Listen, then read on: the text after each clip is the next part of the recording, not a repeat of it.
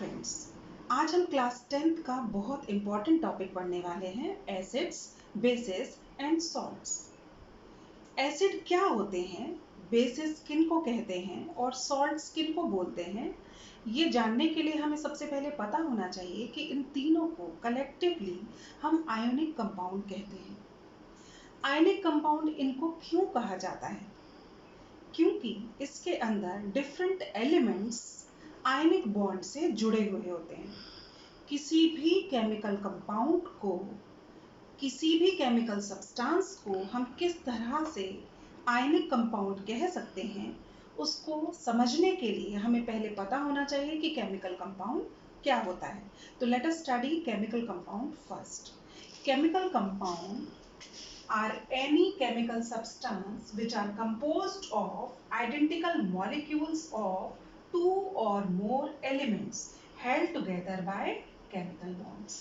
Means chemical bond उसमें अलग अलग होगा। वो chemical bond कौन कौन सा हो सकता है? वो ionic हो सकता है, वो chemical bond covalent हो सकता है, वो intermetallic bond हो सकता है, या फिर वो coordinate covalent bond हो सकता है, जिसके बेसिस पर हम उनको कैटेगराइज कर सकते हैं। अब आप यहाँ पर ध्यान से देखिए, कुछ एग्जाम्पल्स मैंने लिखे हैं, जैसे कि water, sodium hydroxide, nitric acid, sulphuric acid etcetera. ये सब केमिकल कंपाउंड हैं। ये सब केमिकल कंपाउंड हैं, ऐसा मैंने आपको बताया। क्यों? क्योंकि इसके अंदर दो या दो से ज्यादा एलिमेंट हैं। यहाँ पर देख सकते हो, एक हाइड्रोजन एलिमेंट है, दूसरा ऑक्सीजन एलिमेंट है। यहाँ पर सोडियम एक एलिमेंट है, दूसरा ऑक्सीजन है और तीसरा हाइड्रोजन है। फिर यहाँ पर आप देख सकते हो हाइड्रोजन है, नाइट्रोजन है एंड ऑक्सीजन है। मीन्स डिफरेंट डिफरेंट एलिमेंट्स से बना हुआ होता है और वो सब एक दूसरे से जुड़े रहते हैं। किसकी हेल्प से जुड़े रहते हैं? By the help of chemical bonds. अब ये केमिकल बॉन्ड्स के बेसिस पर हम केमिकल कंपाउंड्स को 4 कैटेगरी में डिवाइड कर सकते हैं। मीन्स कौन कौन से? Number 1, ionic compound. Remember this is the most important topic, क्योंकि हम इस चैप्टर में जो एसिड, बेसिस और सॉल्ट्स पढ़ने वाले हैं वो आयनिक कंपाउंड्स में आएंगे। आयनिक कंपाउंड वो केमिकल कंपाउंड्स होते हैं जिसके अंदर डिफरेंट एलिमेंट्स जुड़े रहते हैं by the help of ionic bond. अब आयनिक बॉन्ड बनता कैसे है? किसी भी बॉन्ड को आयनिक बॉन्ड तब कहते हैं जब कंप्लीट ट्रांसफर ऑफ इलेक्ट्रॉन हो गया हो। मींस जैसे आप सोडियम क्लोराइड को देखें, NaCl,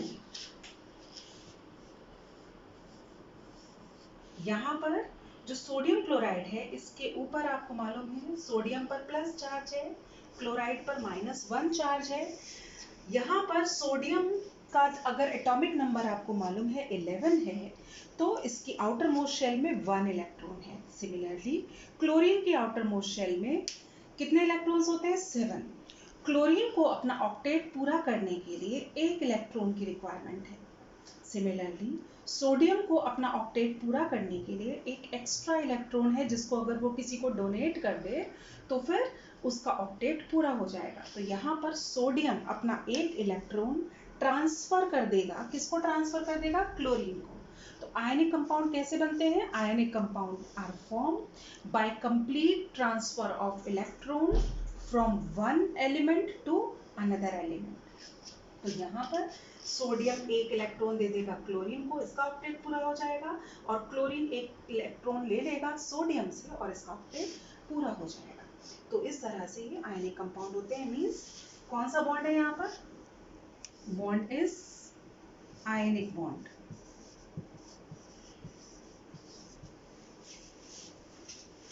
कोवेलेंट कंपाउंड्स किसे कहते हैं? जिसके अंदर केमिकल बॉन्ड कौन सा है? Covalent bond. Chemical bond is covalent bond. Means जहां पर इलेक्ट्रॉन की शेयरिंग हुई हो, कंप्लीट ट्रांसफर नहीं हुआ हो, इलेक्ट्रॉन्स की शेयरिंग हुई हो। फिर इंटरमेटेलिक कंपाउंड्स किसको कहते हैं? इंटरमेटेलिक कंपाउंड्स होते हैं जहां पर मेटेलिक बॉन्ड प्रेजेंट हो।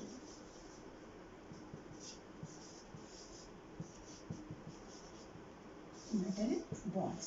इंटरमेटेलिक कंपाउंड्स कौन से होते हैं? जहां पर मेटेलिक बॉन्ड्स प्रेजेंट हो। फिर कॉम्प्लेक्सेस किसको कहते हैं? जहां पर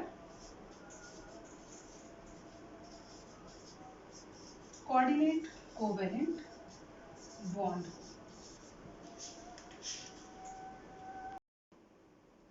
अब एक क्विक रिवीजन कर लेते हैं केमिकल कंपाउंड्स का। केमिकल बॉन्ड्स के बेसिस पर अभी हमने पढ़ा कि 4 टाइप्स के केमिकल कंपाउंड्स होते हैं। Number 1 ionic compound. ध्यान रखिएगा, आयनिक कंपाउंड ही एसिड, बेस या सॉल्ट्स होते हैं, जिसको हम डिटेल में पढ़ेंगे इस चैप्टर में। फिर दूसरे कंपाउंड्स मैंने आपको बताए कोवेलेंट कंपाउंड्स, तीसरे मैंने आपको बताए इंटरमेटेलिक कंपाउंड्स और चौथे मैंने आपको बताए कॉम्प्लेक्सेस। तो अब हम डिटेल में पढ़ने वाले हैं आयनिक कंपाउंड्स के बारे में। ध्यान दीजिएगा, आयनिक कंपाउंड्स वो केमिकल कंपाउंड्स होते हैं जिसके अंदर केमिकल बॉन्ड्स, कैसा बॉन्ड होता है? Ionic bond which is form by complete transfer of electron. मैंने आपको एग्जांपल देकर बताया सोडियम क्लोराइड का। ठीक है, तो डिटेल में पढ़ते हैं एसिड्स और बेसिस के बारे में। अगर एग्जाम में डिफरेंशिएट करने के लिए आता है या इंडिविजुअल कोई क्वेश्चन आता है तो you will be able to solve it. आइए डिटेल में सीखते हैं एसिड्स और बेसिस के बारे में। एसिड्स क्या होते हैं? एसिड्स वो केमिकल सब्सटेंस हैं, वो आयनिक कंपाउंड्स हैं जो कि अपने एक्वस सॉल्यूशन में H+ आयन दे। एक्वस सॉल्यूशन का मतलब क्या है? किसी भी एसिड को, ध्यान दीजिएगा, किसी भी एसिड को जब वाटर में जेंटली ऐड किया जाता है तब उसका सॉल्यूशन बनता है एक्वस सॉल्यूशन। और इस एक्वस सॉल्यूशन के अंदर एसिड डिसोसिएट होकर H+ आयन दे देता है। देखिए, which give H+ ion in their aqueous solution। Aqueous solution मैंने भी आपको बताया, एक बीकर लेंगे, बीकर के अंदर वाटर होना चाहिए। इस वाटर के अंदर हम क्या ऐड करेंगे? एसिड। ध्यान दीजिएगा, कभी भी वाटर को एसिड में ऐड नहीं करना, बिकॉज वो एक्सप्लोजिव हो सकता है, वो बहुत ज्यादा एक्सोथर्मिक होता है और कोई भी एक्सीडेंट हो सकता है क्योंकि वो स्प्लैश आउट हो सकता है। अगर वो उछलकर बाहर आएगा तो कोई भी एक्सीडेंट हो सकता है। इसलिए हमेशा याद रखिए, एसिड को डाइल्यूट करते वक्त हम वाटर के अंदर एसिड को जेंटली ऐड करते हैं। और जब हम वाटर के अंदर एसिड को ऐड करेंगे तो वो किस तरह से डिसोसिएट होगा? I am telling you with the help of A reaction. मान लीजिए हमने लिया HCl, हाइड्रोक्लोरिक एसिड, इसको हमने वाटर के अंदर ऐड किया। ठीक है, तो ये इसका कैसा सॉल्यूशन बन जाएगा? Aqueous solution. Aqueous solution. इसके अंदर ये डिसोसिएट होगा, डिसोसिएट मतलब टूट जाना, तो ये देगा H++ Cl-। तो इसने क्या दिया? हाइड्रोजन आयन दिए। इट मींस ये क्या है? एसिड। ध्यान दीजिएगा, जहां पर हमें हाइड्रोजन आयन मिले उसे हम एसिड कहते हैं। ठीक है, अब स्ट्रेंथ के बेसिस पर एसिड को हम 2 कैटेगरी में कैटेगराइज कर सकते हैं। दे में बी स्ट्रॉन्ग एसिड, दे में be weak acid. Strong acid कौन कौन से होते हैं और वीक एसिड कौन कौन से होते हैं? हम स्ट्रॉन्ग एसिड को स्ट्रॉन्ग एसिड क्यों कहते हैं और वीक एसिड को वीक एसिड क्यों कहते हैं? Let us learn.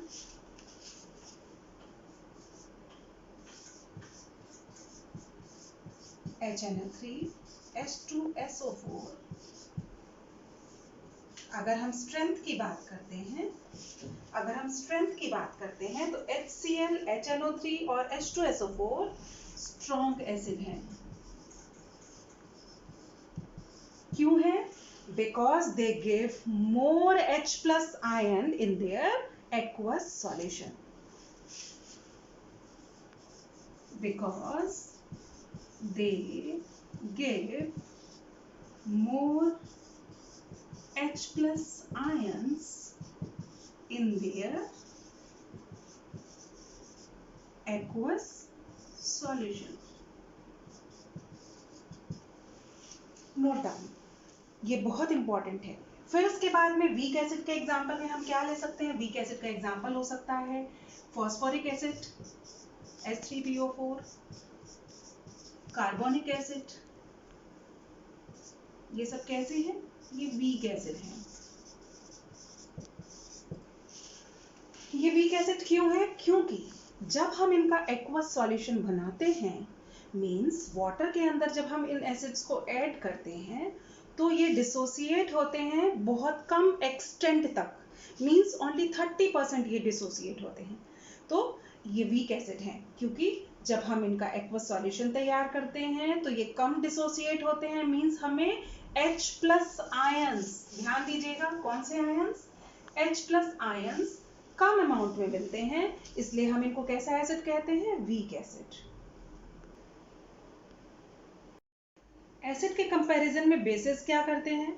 बेसिस अपने एक्वस सॉल्यूशन में OH माइनस आयंस देते हैं, means they give OH minus ion in their aqueous solution. For example, अभी हम ले लेते हैं potassium hydroxide KOH, sodium hydroxide.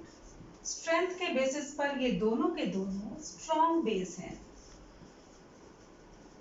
याद कीजिए आप, मैंने अभी आपको बताया था स्ट्रॉन्ग एसिड के बारे में, they give more H plus ion in their aqueous solution. Similarly, ये strong base है, means they will give more OH minus ions in their aqueous solution. अब ये देखो कैसे डिसोसिएट होंगे? KOH will dissociate in water. कैसे dissociate होगा? ये देगा OH minus ions, means ये क्या हो गया? बेस। कैसा बेस हो गया? Strong base. Similarly sodium hydroxide कैसे डिसोसिएट होगा? Sodium hydroxide will dissociate as Na plus plus OH minus, again ये क्या हो गया? बेस। इसका मतलब जो H प्लस आयन दे वो एसिड एक्वस सॉल्यूशन में, और जो OH माइनस आयन दे एक्वस सॉल्यूशन में वो बेस।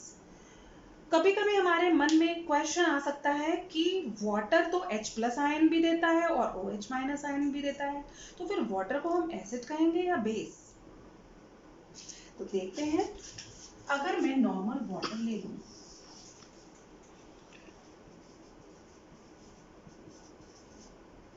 तो normal water will dissociate into H plus plus OH minus. Clear?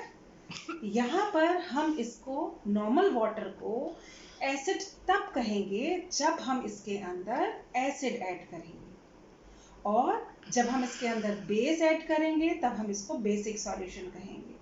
इसको हम एसिड या बेस इसलिए नहीं कहते क्योंकि यहाँ पर H प्लस आयंस और OH आयंस बैलेंस्ड हैं, इक्वल नंबर में है, इसलिए हम नॉर्मल वाटर को एसिड या बेस नहीं कहते।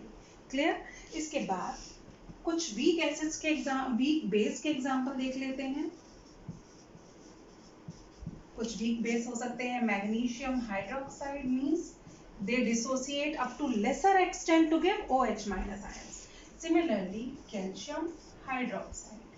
ये कैसे हो गए? ये हो गए weak base. तो अभी तक हमने पढ़ा था introductory account about acids and bases, ठीक है? वहां पर हमने देखा कि प्योर फॉर्म ऑफ एसिड उसको हम कहते हैं कॉन्सेंट्रेटेड एसिड, स्ट्रॉन्ग एसिड। इसी तरह से मैंने आपको बताया प्योर फॉर्म ऑफ बेस उसे हम क्या कहते हैं? Concentrated base. अब हम फिजिकल प्रॉपर्टीज पर आ जाते हैं, ये बहुत इंटरेस्टिंग पार्ट है। फिजिकल प्रॉपर्टीज एसिड्स की और बेसिस की कैसे एक दूसरे के कंपैरिजन में कंपैरेटिवली हम पढ़ सकते हैं। देखिए, आपने लाइफ लाइक एग्जांपल्स लेते हैं। आपने कभी लेमन को टेस्ट किया है? कैसा होता है लेमन का टेस्ट? सॉर, ठीक है? इसी तरह से आपने कभी विनेगर को टेस्ट किया है? कैसा लगता है? सॉर, खट्टा, ठीक है? इसी तरह से कभी आपने इनो पिया है? याद है एसिडिटी होती है तो आप इनो पीते हो पानी के ग्लास में डालकर, उस समय पर क्या होता है? इनो ही क्यों पीना है? क्योंकि वो बेस है, ठीक है? अब वो बेस है तो एसिड को न्यूट्रलाइज कर देगा, ठीक?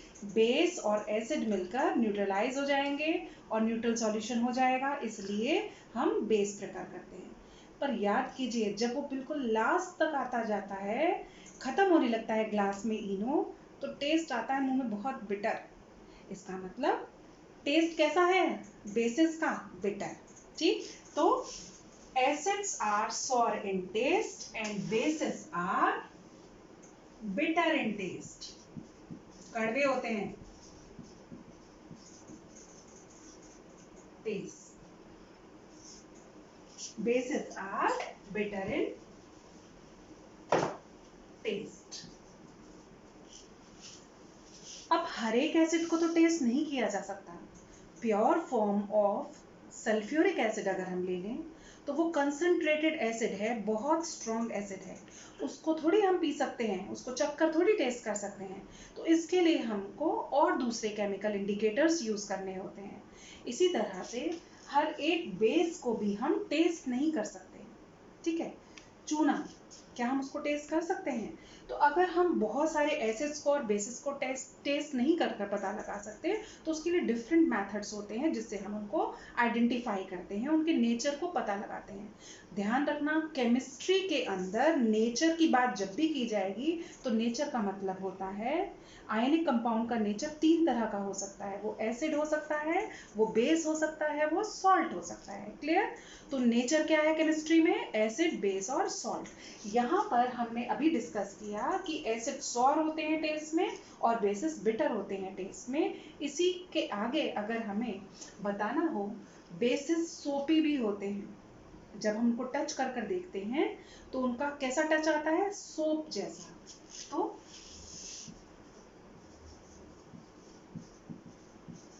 bases are soapy in touch। Property पर आते हैं, हम लिटमस पेपर टेस्ट करेंगे। तो एसिड्स क्या करते हैं लिटमस पेपर के साथ, कैसा कलर चेंज देंगे? Listen, asset turns blue litmus paper into red. जबकि बेस क्या करते हैं लिटमस पेपर टेस्ट में?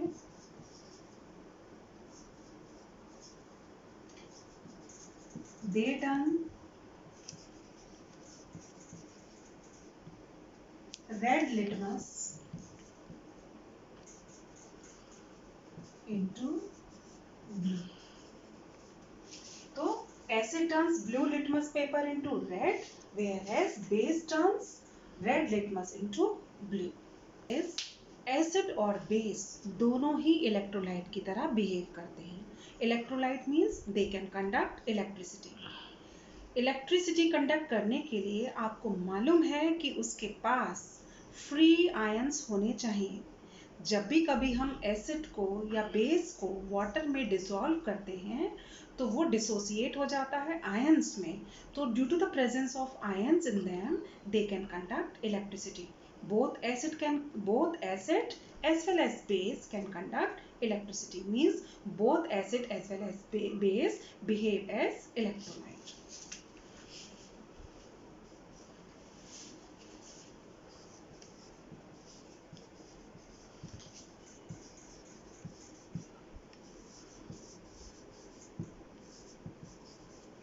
Electricity due to the presence of ions, means they behave as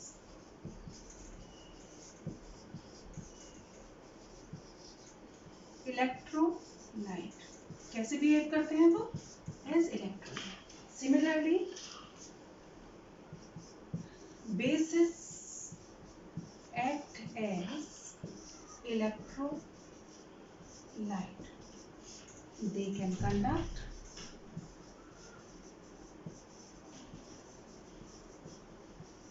electricity due to the presence of ions।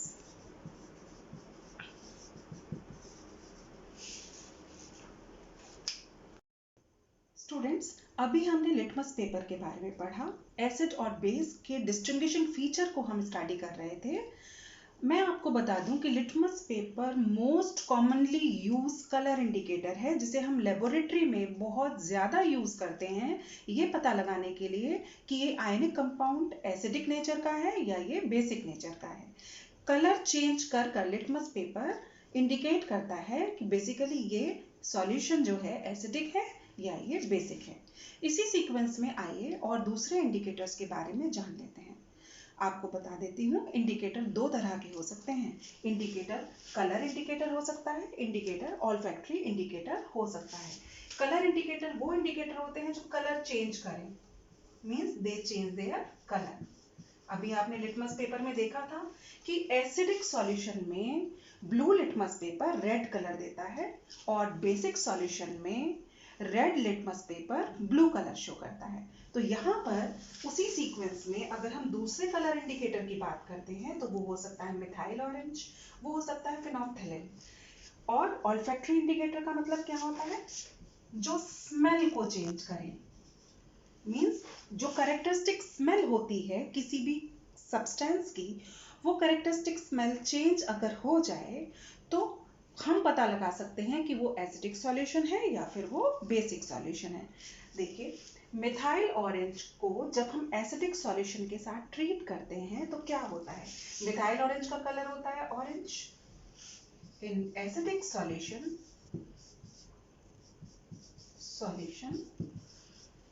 orange color of methyl orange changes into red color, whereas base में क्या होता है? orange color of methyl orange changes into yellow. तो यहाँ पर difference क्या है कि कैरेक्टरिस्टिक कलर चेंज हो रहा है। मिथाइल ऑरेंज का कलर होता है ऑरेंज, एसिडिक सॉल्यूशन के साथ ट्रीट किया तो कलर कैसा आया? रेड। और जब बेसिक सॉल्यूशन के साथ ट्रीट किया तो कलर कैसा आया? येलो। इसी तरह से अगर फिनोल्फथैलीन के साथ हम एसिडिक सॉल्यूशन को ट्रीट करते हैं तो उसके अंदर कोई कलर चेंज अपीयर नहीं होगा, वो कलरलेस ही रहेगा। Phenolphthalein remains colorless in acidic solution, जबकि बेसिक सॉल्यूशन में पिंक कलर अपीयर हो जाता है।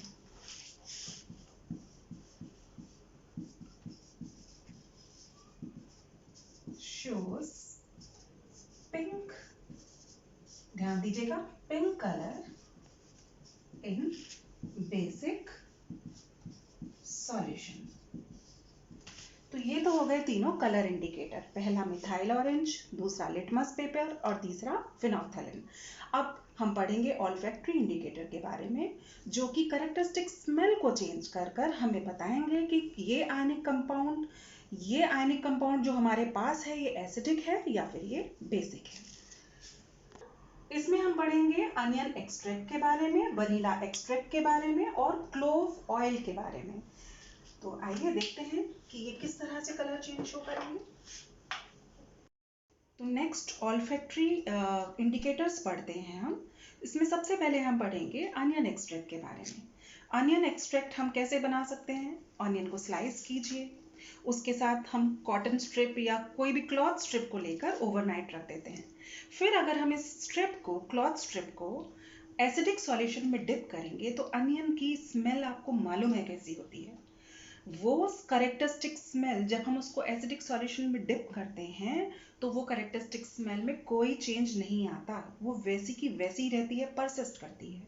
जैसे कि आपने देखा होगा, अनियन को स्लाइस कर कर जब उस पर लेमन जूस आप डालते हो तो क्या उसकी स्मेल चली जाती है? नो। कंपैरेटिवली अगर हम बेसिस में इसी चीज को देखें तो बेस के साथ अनियन की कैरेक्टरिस्टिक स्मेल डिसअपियर हो जाती है। दूसरे ऑल्फैक्टरी इंडिकेटर के बारे में बात करते हैं। दूसरा ऑल्फैक्टरी इंडिकेटर है वनीला एक्सट्रैक्ट। वनीला एक्सट्रैक्ट की बहुत ही प्लीजिंग स्मेल होती है। एसिडिक सॉल्यूशन के अंदर वनीला की जो स्मेल होती है उसमें कोई स्मेल में चेंज नहीं आता, लेकिन बेसिक सॉल्यूशन के साथ उसकी जो कैरेक्टरिस्टिक स्मेल है वो चली जाती है, डिसअपेयर हो जाती है। इसी तरह से अगर हम बात करें क्लोव ऑयल की, आपको मालूम होना चाहिए जितने भी टूथपेस्ट एंड ऑयल होते हैं उन सब के अंदर हम क्लोव ऑयल को यूज़ करते हैं। तो जो क्लोव ऑयल है इसकी कैरेक्टरिस्टिक स्मेल एसिडिक सॉल्यूशन में डिसअपियर हो जाती है, जबकि बेसिक सॉल्यूशन में उसकी कैरेक्टरिस्टिक स्मेल परसिस्ट करती है। तो देखते हैं अनियन एक्सट्रैक्ट में in acidic solution smell persist, basic solution में स्मेल डिसअपियर। फिर बात करेंगे वनीला एक्सट्रैक्ट की। यहां पर भी स्मेल के अंदर नो चेंज, यहां पर स्मेल डिसअपियर। अब बात करते हैं क्लोव ऑयल की, जो कि तीसरा ऑल्फैक्टरी इंडिकेटर है। यहां पर एसिडिक सॉल्यूशन के अंदर जो क्लोव ऑयल है उसकी स्मेल डिसअपियर हो जाती है।